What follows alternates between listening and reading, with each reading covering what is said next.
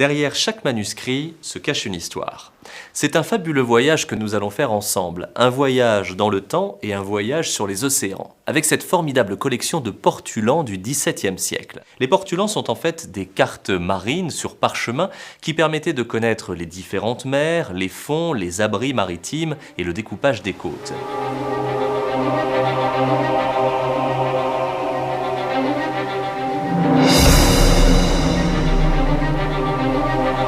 Elles indiquaient aux marins les routes reliant les principaux ports grâce à ces lignes, les rhums, correspondant aux directions de la boussole. Ces portulans proviennent des ateliers de François Olivet ou Oliva et datent de 1658.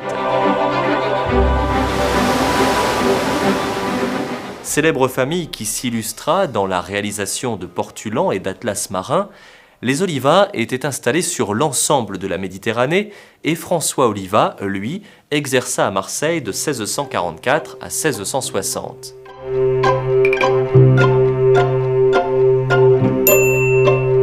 Ici, c'est toute la Méditerranée qui s'offre à nous. La Corse, la Sardaigne, Malte, la Grèce, les Baléares.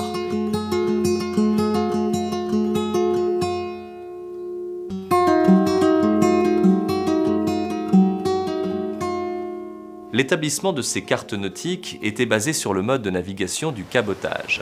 Le bateau se déplaçait à proximité des côtes, ce qui permettait une série de mesures à l'aide d'une boussole, d'un sextant ou encore d'une alidade. Les portulans que les marins emportaient en mer avec eux étaient beaucoup plus sobres. Ceux, comme celui-ci, étaient en fait réservés à de riches commanditaires, d'où le foisonnement de l'ornementation. Blasons des pays, roses des vents, motifs floraux, astres et monuments, ainsi que quelques palmiers et dromadaires symbolisant l'Afrique.